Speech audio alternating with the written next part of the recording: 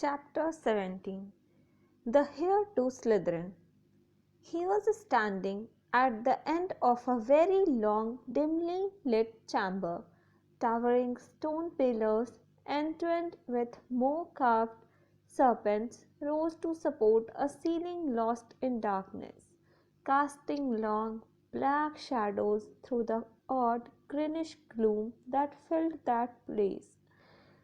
His heart beating very fast, Harry stood listening to the chill silence. Could the basilisk be lurking in a shadowy corner behind a pillar?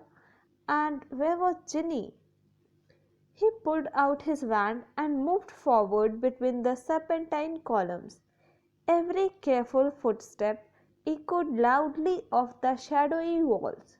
He kept his eyes narrowed, ready to clamp them shut at the smallest sign of movement. The hollow eye sockets of the stone snakes seemed to be following him. More than once, with a jolt of the stomach, he thought he saw one stir. Then, as he drew level with the last pair of pillars, a statue high as the chamber itself loomed into view, standing against the back wall. Harry had to crane his neck to look up into the giant face above. It was ancient and monkish, with a long thin beard that fell almost to the bottom of the wizard's sweeping stone robes, where two enormous grey feet stood on the smooth chamber floor, and between the feet, face down, lay a small black robed figure with flaming red hair. Ginny, Harry muttered, sprinting to her and dropping to his knees. Ginny, don't be dead. Please don't be dead. He flung his wand aside, grabbed Ginny's shoulders and turned her over. Her face was white as marble and as cold, yet her eyes were closed, so she wasn't petrified. But then she must be. Ginny, please wake up, Harry muttered desperately, shaking her. Ginny's head lolled hopelessly from side to side. She won't wake, said a soft voice. Harry jumped and spun around on his knees. A tall, black haired boy was leaning against the nearest pillar, watching. He was strangely blurred around the edges, as though Harry were looking at him through a misted window, but there was no mistaking him. Tom! Tom Riddle? Riddle nodded, not taking his eyes off Harry's face. What do you mean? She won't wake? Harry said desperately. She's not. She's not. She's still alive, said Riddle, but only just. Harry stared at him. Tom Riddle had been at Hogwarts 50 years ago, yet here he stood, a weird misty light shining about him, not a day older than 16. Are you a ghost? Harry said uncertainly. A memory, said Riddle quietly, preserved in a diary for 50 years. He pointed toward the floor near the statue's giant toes. Lying open there was the little black diary Harry had found in Moaning Myrtle's bathroom. For a second Harry wondered how it had got there, but there were more pressing matters to deal with.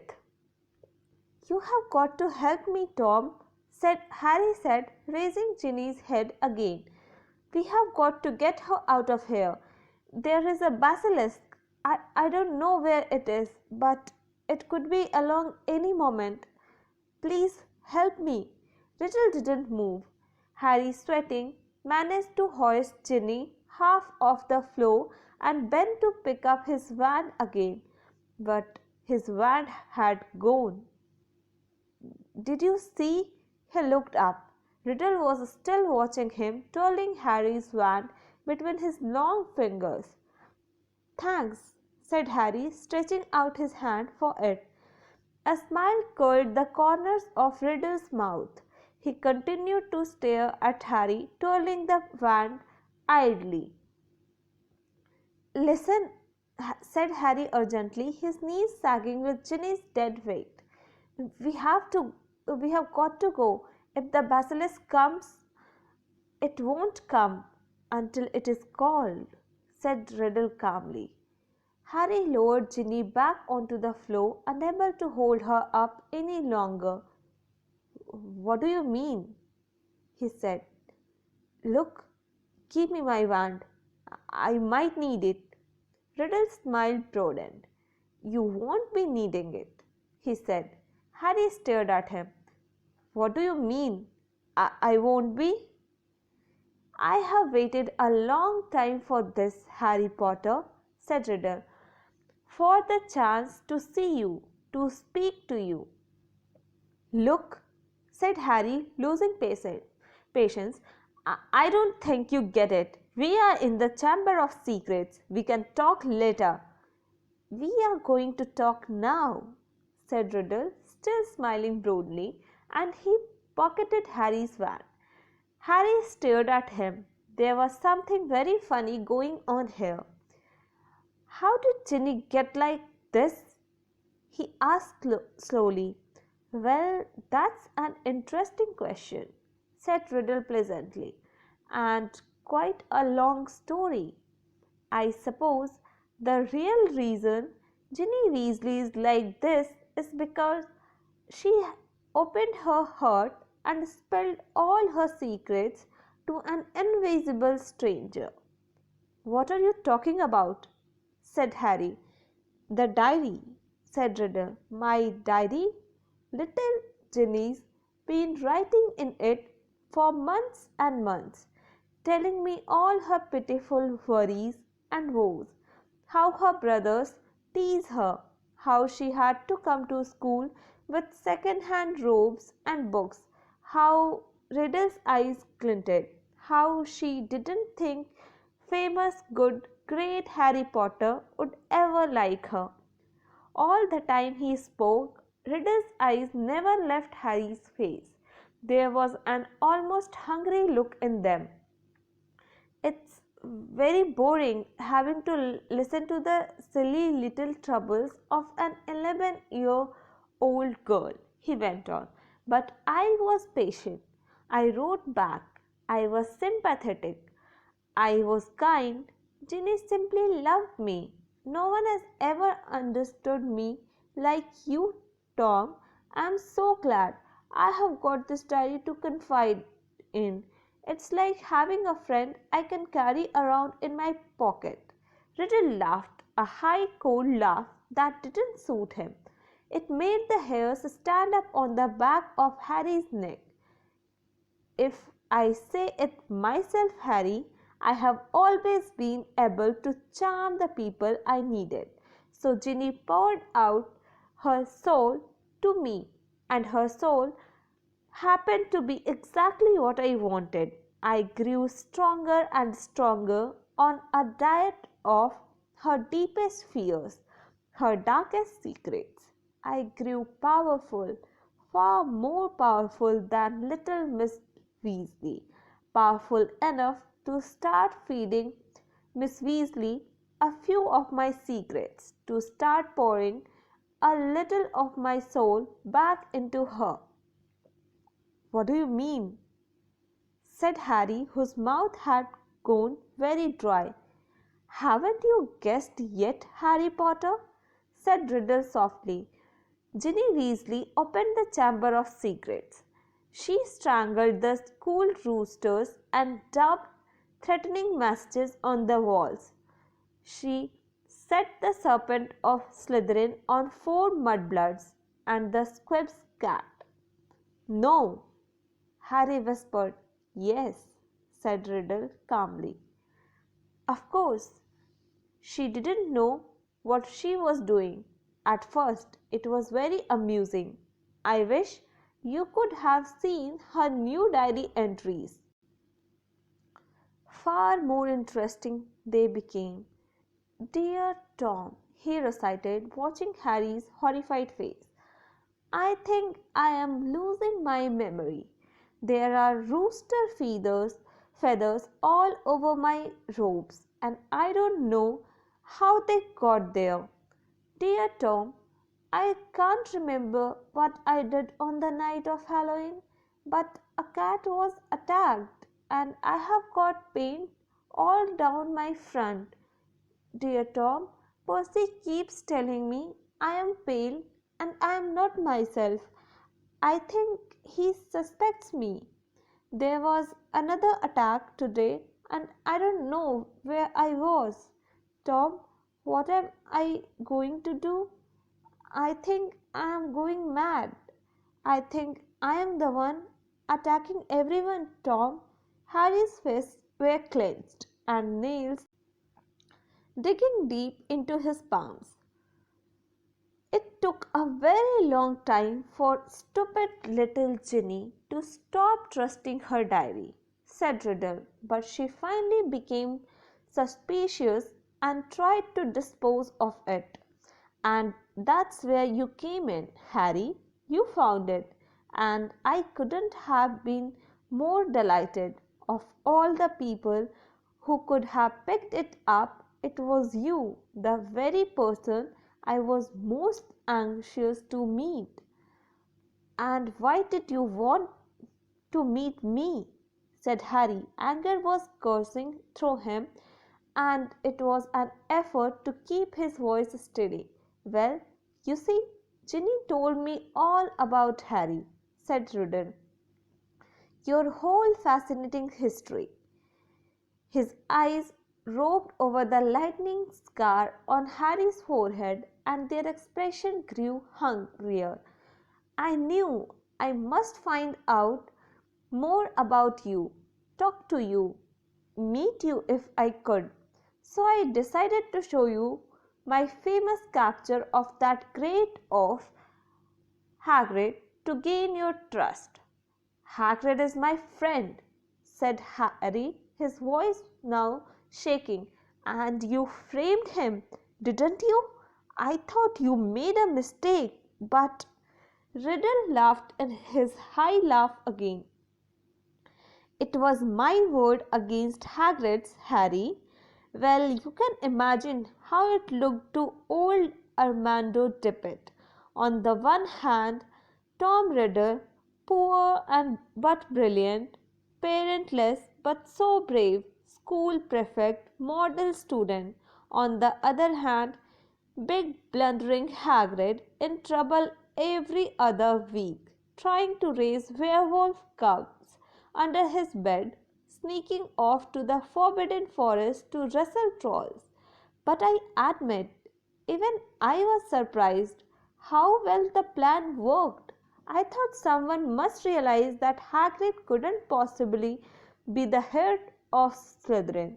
It had taken me 5 whole years to find out everything I could about the Chamber of Secrets and discover the secret entrance, as though Hagrid had the brains or the power. Only the Transfiguration teacher, Dumbledore, seemed to think Hagrid was innocent. He persuaded Dipper to keep Hagrid and train him as gamekeeper. Yes, I think Dumbledore might have guessed. Dumbledore never seemed to like me as much as the other teachers did. "I bet Dumbledore saw right through you," said Harry, his teeth gritted. "Well, he certainly kept an annoyingly close watch on me after Hagrid was expelled," said Riddle carelessly. "I knew it wouldn't be safe to open the chamber again while I was still at school, but I wasn't going to waste those long years I had spent searching for it. I decided to leave behind a diary preserving my 16-year-old self in its pages, so that one day with luck I would be able to lead another in my footsteps and finish Salazar Slytherin's noble work. Well, you haven't finished it, said Harry triumphantly. No one's died this time, not even the cat. In a few hours, the mandrake draught will be ready, and everyone who was petrified will be all right again. Haven't I already told you, said Riddle quietly, that killing mudbloods doesn't matter to me anymore. For many months now, my new target has been you. Harry stared at him. Imagine how angry I was when the next time my diary was opened. It was Ginny who was writing to me, not you. She saw you with the diary, you see, and panicked. What if you found out how to work it and I repeated all her secrets to you? What if, even worse, I told you who had been strangling roosters? So the foolish little brat waited until your dormitory was deserted and stole it back. But I knew what I must do. It was clear to me that you were on the trail of Slytherin's hair. From everything Ginny had told me about you, I knew you would go to any lengths to solve the mystery, particularly if one of your best friends was attacked. And Ginny had told me the whole school was buzzing because you could speak Parseltongue. So I made Ginny write her own farewell on the wall and come down here to wait. She struggled and cried and became very boring, but there isn't much life left in her. She put too much into the diary, into me, enough to let me leave its pages at last. I have been waiting for you to appear since we arrived here. I knew you'd come. I have many questions for you, Harry Potter. Like what? Harry spat, fist still clenched. Well, said Riddle, smiling pleasantly. How is it that you, a skinny boy with no extraordinary magical talent, managed to defeat the greatest wizard of all time? How did you escape with nothing but a scar while Lord Voldemort's powers were destroyed? There was an odd red gleam in his hungry eyes now. Why do you care how I escaped? Said Harry slowly. Voldemort was after your time. Voldemort, said Riddle softly, is my past, present, and future, Harry Potter. He pulled Harry's wand from his pocket and began to trace it through the air, writing three shimmering words. Tom Marvolo Riddle. Then he waved the wand once, and the letters of his name rearranged themselves. I am Lord Voldemort. You see, he whispered, it was a name I was already using at Hogwarts. To my most intimate friends only, of course. You think I was going to use my filthy muggle father's name forever? I, in whose veins runs the blood of Salazar Slytherin himself through my mother's side. I keep the name of a foul, common muggle who abandoned me even before I was born just because he found out his wife was a witch. No, Harry, I fashioned myself a new name. A new name I knew wizards everywhere would one day fear to speak when I had become the greatest sorcerer in the world. Harry's brain seemed to have jammed. He stared numbly at Riddle, at the orphaned boy who had grown up to murder Harry's own parents, and so many others.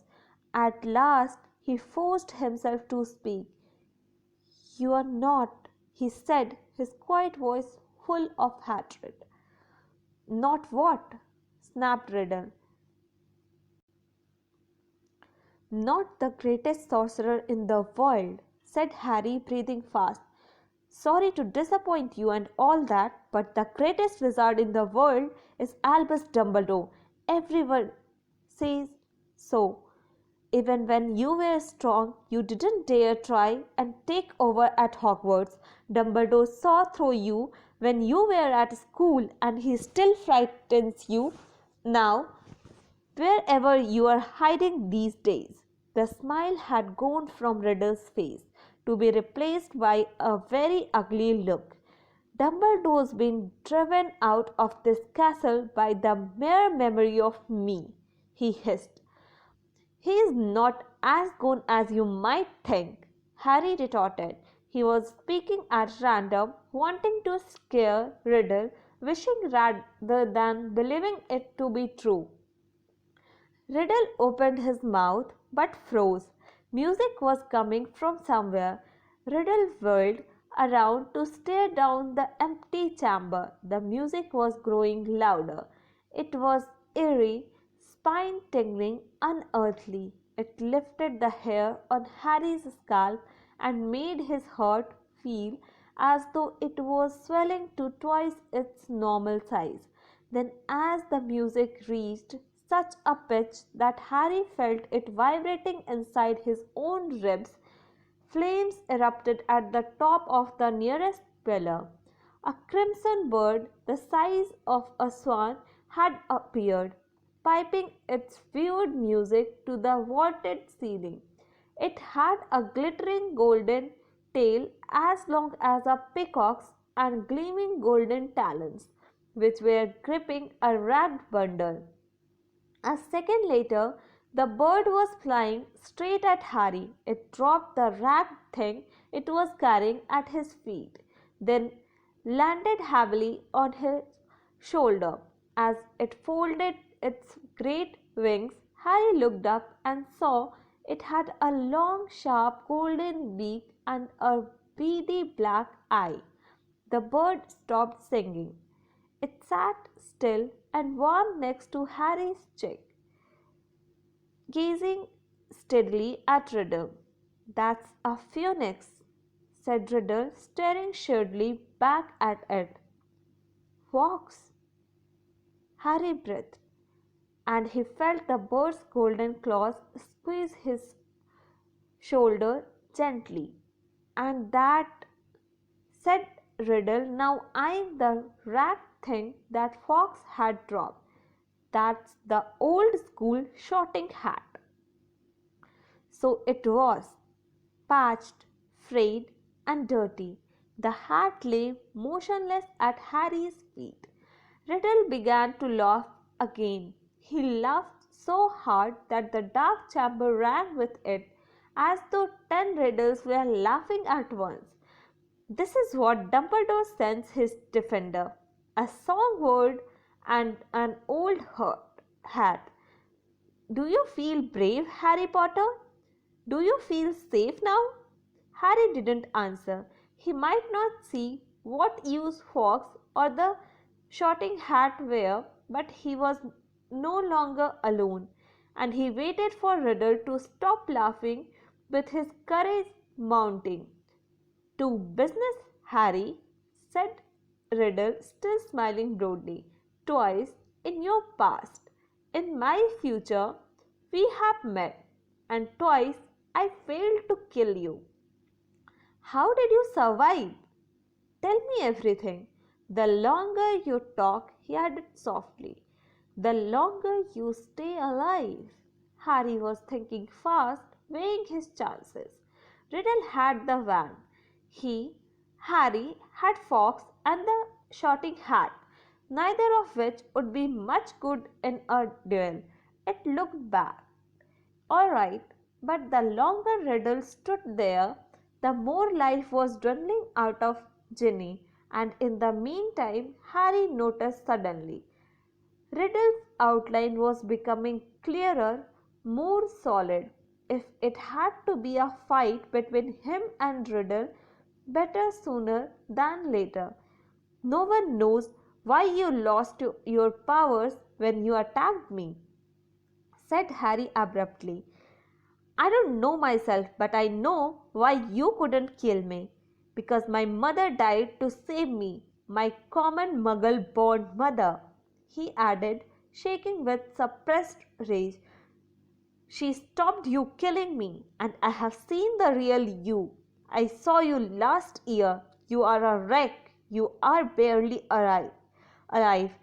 That's where all your power got you. You are in hiding. You are ugly. You are foul." Riddle's face contorted. Then he forced it into an awful smile. "So your mother died to save you?" "Yes, that's a powerful counter charm. I can see now. There is nothing special about you, after all. I wondered. You see, there are strange likenesses between us, after all. Even you must have noticed. Both half-bloods, orphans, raised by muggles. Probably the only two parcel mouths to come to Hogwarts since the great Slytherin himself. We even look something alike, but after all, it was merely a lucky chance that saved you from me. That's all I wanted to know." Harry stood tense, waiting for Riddle to raise his wand, but Riddle's twisted smile was widening again. "Now, Harry, I am going to teach you a little lesson. Let's match the powers of Lord Voldemort, heir of Salazar Slytherin, against famous Harry Potter, and the best weapons Dumbledore can give him." He cast an amused eye over Fawkes and the Sorting Hat. Then he walked away. Harry, fear spreading up his numb legs, watched Riddle stop between the high pillars and look up into the stone face of Slytherin, high above him in the half darkness. Riddle opened his mouth wide and hissed, but Harry understood what he was saying. "Speak to me, Slytherin, greatest of the Hogwarts four." Harry wheeled around to look up at the statue, Fawkes swaying on his shoulder. Slytherin's gigantic stone face was moving. Horror struck, Harry saw his mouth opening wider and wider to make a huge black hole, and something was stirring inside the statue's mouth. Something was slithering up from its depths. Harry backed away until he hit the dark chamber wall, and as he shut his eyes tight, he felt Fawkes' wings sweep his cheek as he took flight. Harry wanted to shout, "Don't leave me!" but what chance did a phoenix have against the king of serpents? Something huge hit the stone floor of the chamber. Harry felt it shudder. He knew what was happening. He could sense it, could almost see the giant serpent uncoiling itself from Slytherin's mouth. Then he heard Riddle's hissing voice. "Kill him!" The basilisk was moving toward Harry. He could hear its heavy body slithering heavily across the dusty floor. Eyes still tightly shut, Harry began to run blindly sideways, his hands outstretched, feeling his way. Voldemort was laughing. Harry tripped. He fell hard onto the stone and tasted blood. The serpent was barely feet from him. He could hear it coming. There was a loud, explosive spitting sound right above him, and then something heavy hit Harry so hard that he was smashed into the wall.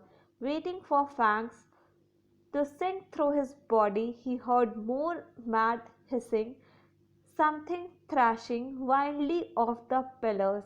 He couldn't help it. He opened his eyes wide enough to squint at what was going on. The enormous serpent, bright, poisonous green, thick as an oak trunk, had raised itself high in the air, and its great blunt head was waving drunkenly between the pillars. As Harry trembled, ready to close his eyes if it turned, he saw what had distracted the snake. Fawkes was soaring around its head, and the basilisk was snapping furiously at him with fangs long and thin as sabres. Fawkes dived. His long golden beak sank out of sight, and a sudden shower of dark blood spattered the floor. The snake's tail thrashed, narrowly missing Harry, and before Harry could shut his eyes, it turned. Harry looked straight into his face and saw that its eyes, both its great, bulbous yellow eyes, had been punctured by the phoenix. Blood was streaming to the floor, and the snake was spitting in agony. "No!" Harry heard Riddle screaming. "Leave the bird! Leave the bird! The boy is behind you! You can still smell him! Kill him!" The blinded serpent swayed, confused, still deadly.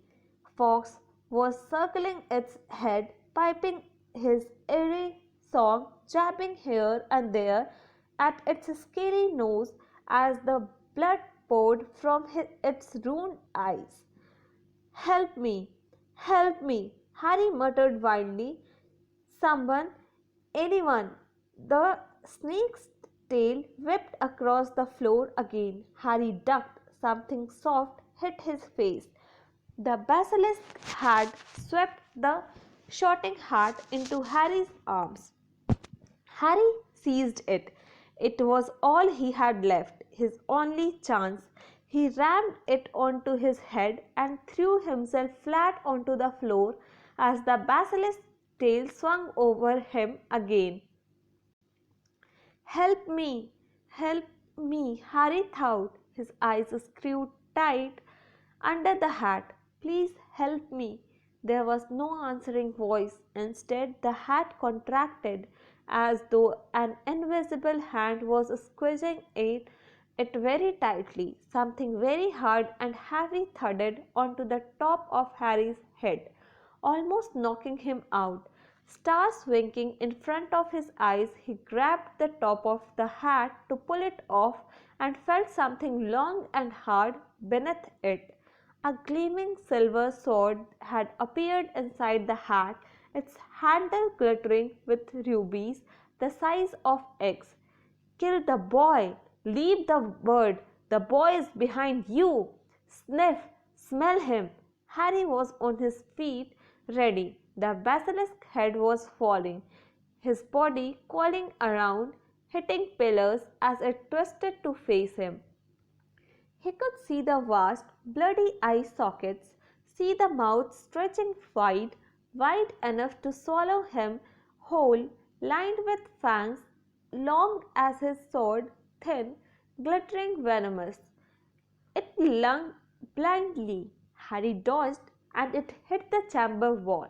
It lunged again, and its forked tongue lashed Harry's side. He raised the sword in both his hands.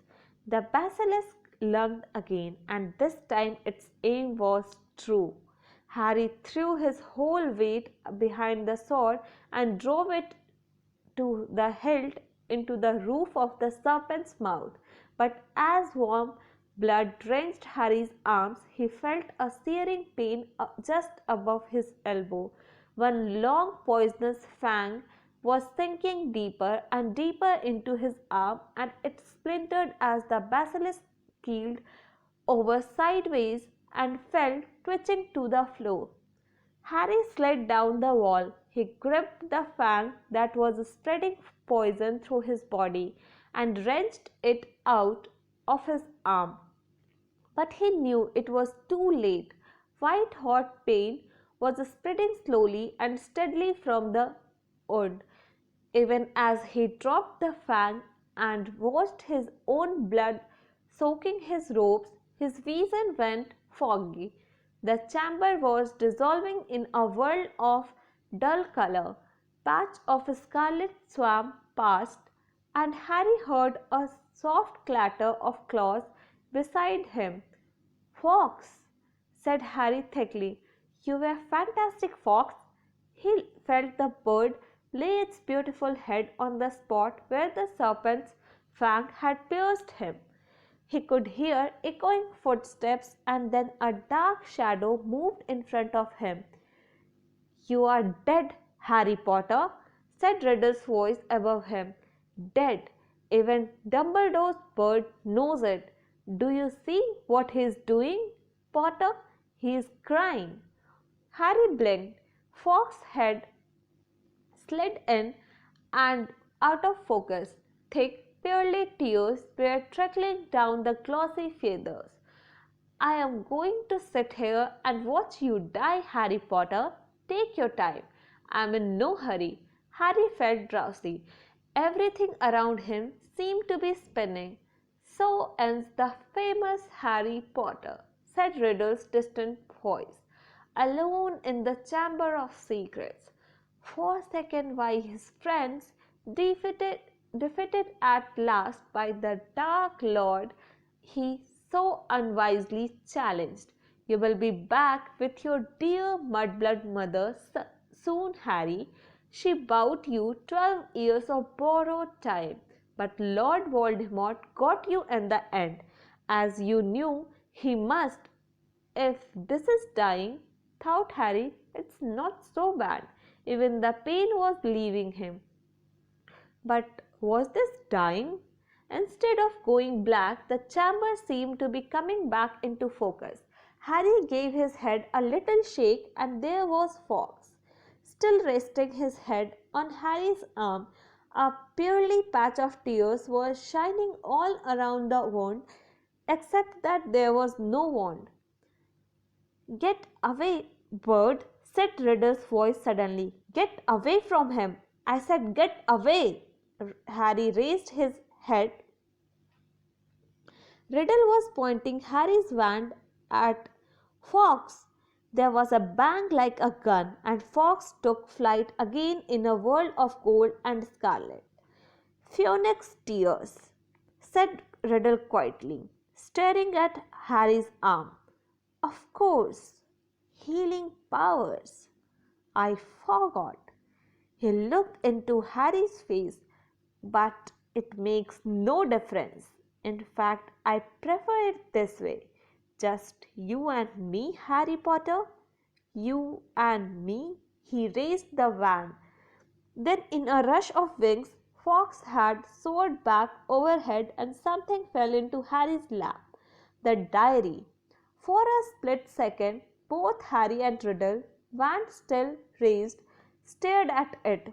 Then, without thinking, without considering, as though he had meant to do it all along, Harry seized the basilisk fang on the floor next to him and plunged it straight into the heart of the book. There was a long, dreadful, piercing scream. Ink spurted out of the diary in torrents, streaming over Harry's hands, flooding the floor. Riddle was writhing and twisting, screaming and flailing, and then he had gone. Harry's wand fell to the floor with a clatter, and there was silence. Silence except for the steady drip, drip of ink still oozing from the diary. The basilisk venom had burned a sizzling hole right through it. Shaking all over, Harry pulled himself up. His head was spinning as though he had just travelled miles by flue powder. Slowly he gathered together his wand and the shorting hat, and with a huge tug retrieved the glittering sword from the roof of the basilisk's mouth. Then came a faint moan from the end of the chamber. Ginny was stirring. As Harry hurried toward her, she sat up. Her bemused eyes travelled from the huge form of the dead basilisk over Harry in his blood-soaked robes, then to the diary in his hand. She drew a great, shuddering gasp, and tears began to pour down her face. Harry, oh Harry, I tried to tell you at breakfast, but I couldn't say it in front of Percy. It was me, Harry, but I swear I didn't mean to. Riddle made me.